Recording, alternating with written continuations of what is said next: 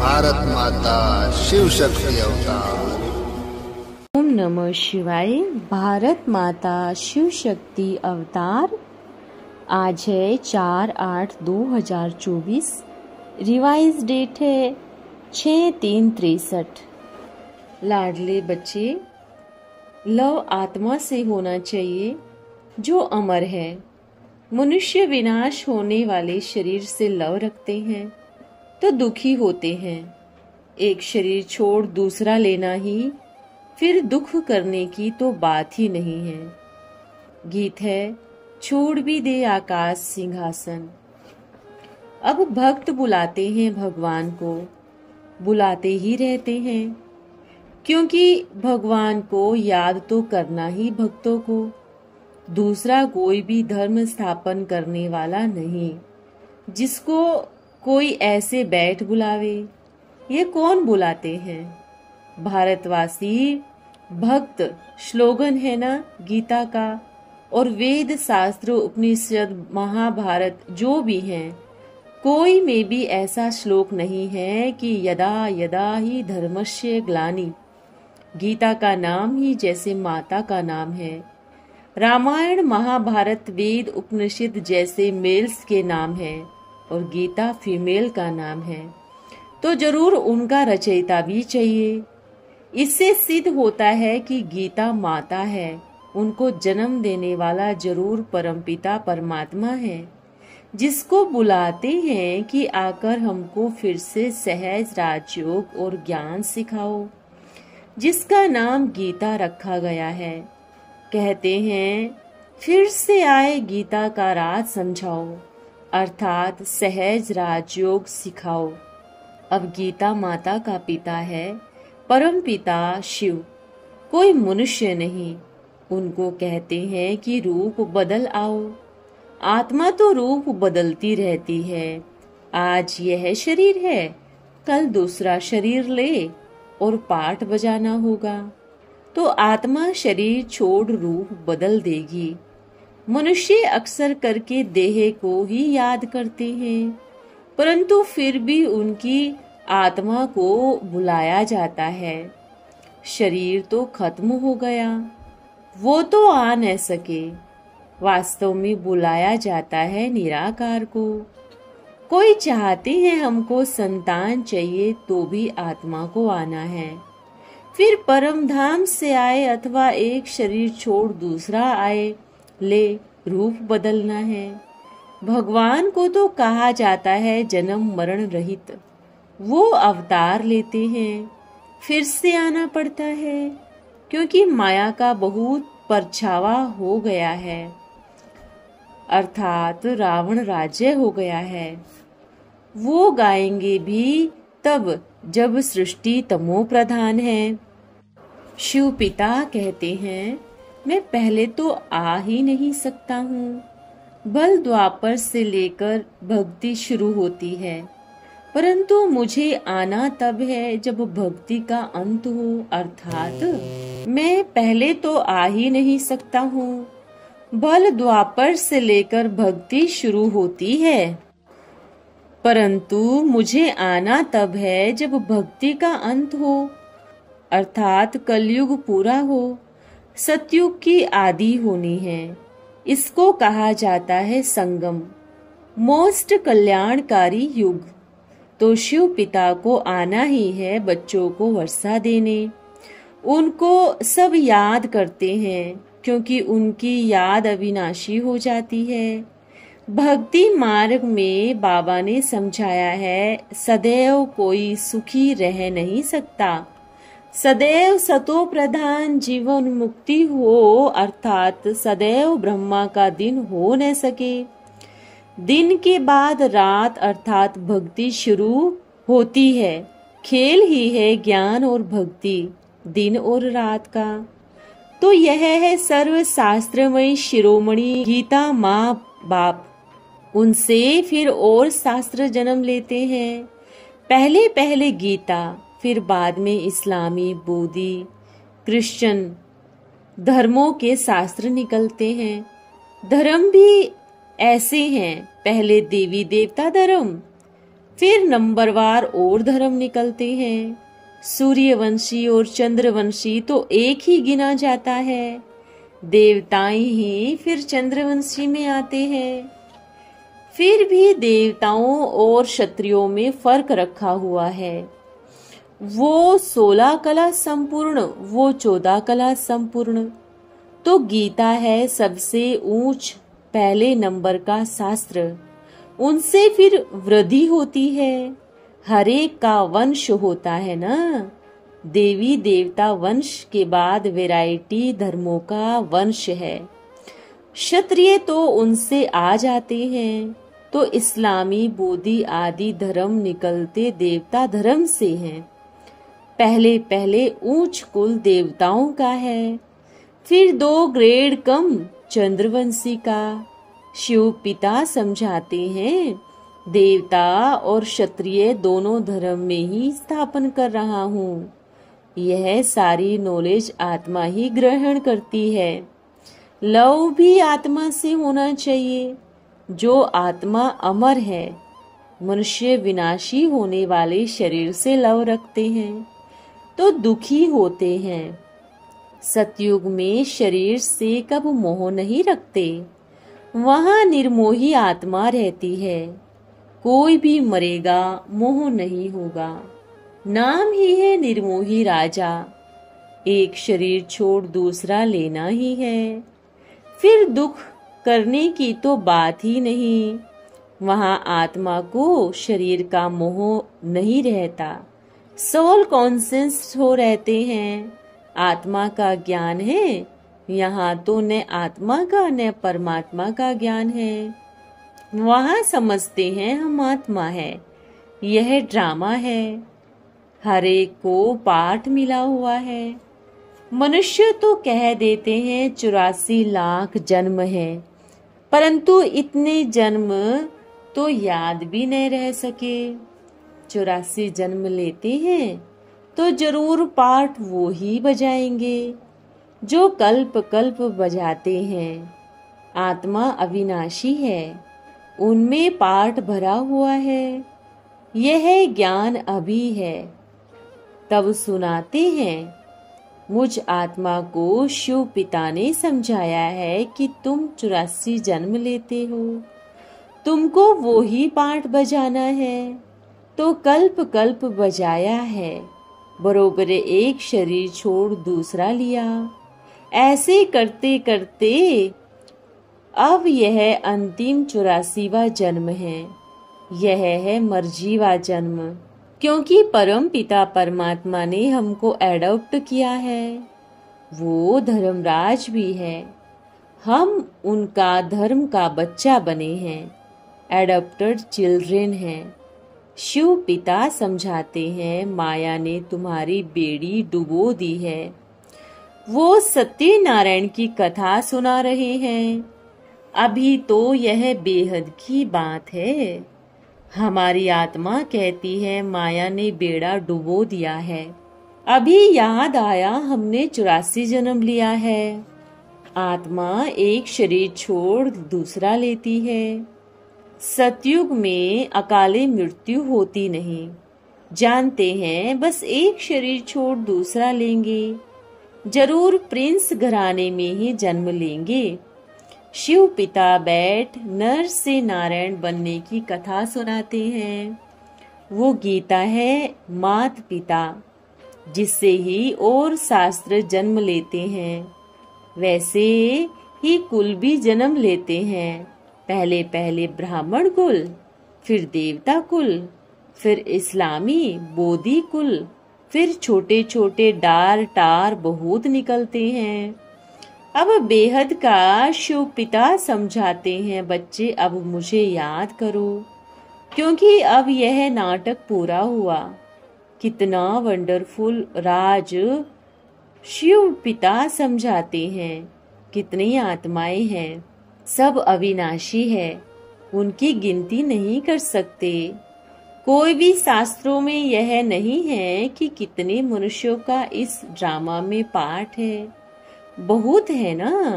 और धर्मों में कन्वर्ट हो जाते हैं तो पता नहीं पड़ता। अंदाजा निकालते हैं। 400 करोड़ है, सब अविनाशी आत्माएं हैं। शरीर तो बदलता ही है। 400 करोड़ आत्माओं को अपना अपना पार्ट मिला हुआ है। इनका ही पूरा हिसाब नहीं निकाल सकते तो अगर 84 लाख जन्म हो तो फिर कैसे निकाले? कौन बैठ हिसाब निकाले? किसकी बुद्धि में बैठ नहीं सकता। इसलिए सबकी बुद्धि मूंझी हुई है। अभी शिव पिता ने बुद्धि का ताला खोल दिया है। समझते हैं यह तो अनगिनत है बीज और यह उनका थूर। फिर उनसे 3 फाउंडेशन निकलते हैं। फिर छोटे छोटे मठ पंथ कितना वृद्धि होती है। इसलिए बड़ के झाड़ का मिसाल देते हैं और कोई झाड़ की इतनी शाखाएं होती नहीं। तो जैसे कि बच्चों को शिव पिता ने आकर सृष्टि के आदि मध्य अंत का राज समझाया है।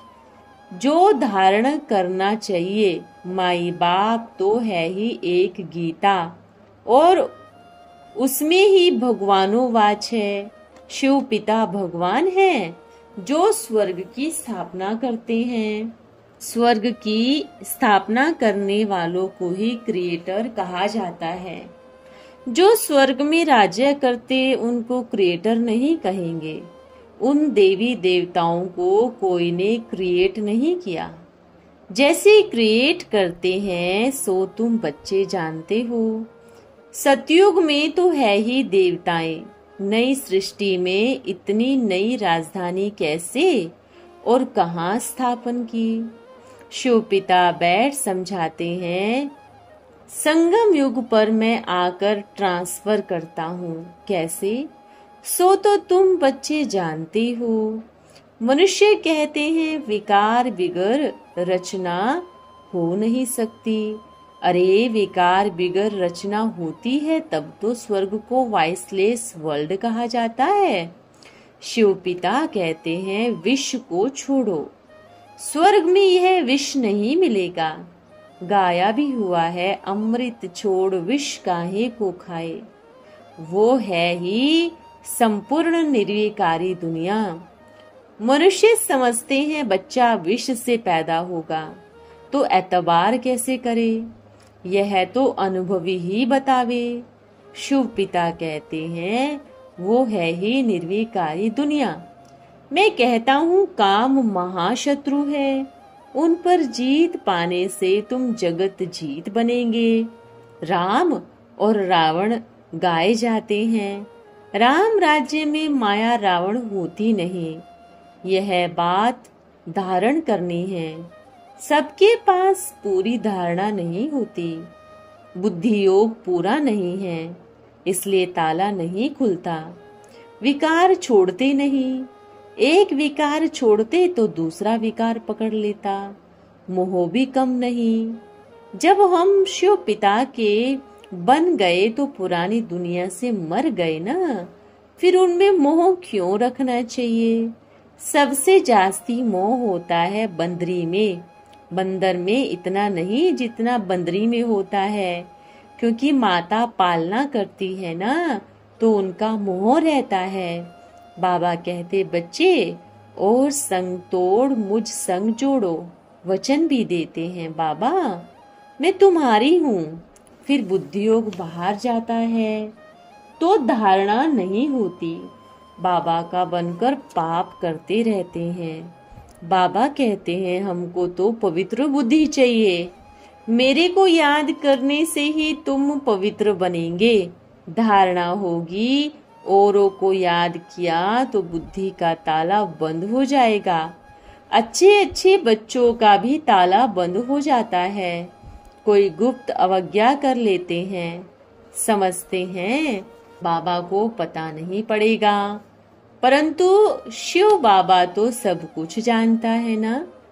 तो बाबा समझाते हैं माँ में कम याद करो। ऐसे समझो तुम शिव बाबा के पास बैठी हो। बल सदैव मैं इनमें नहीं रहता हूँ, परंतु तुमको ऐसे समझना है, इनमें 2 आत्माओं का पाठ है। हमको याद शिव बाबा को करना है, इनकी शरीर को नहीं।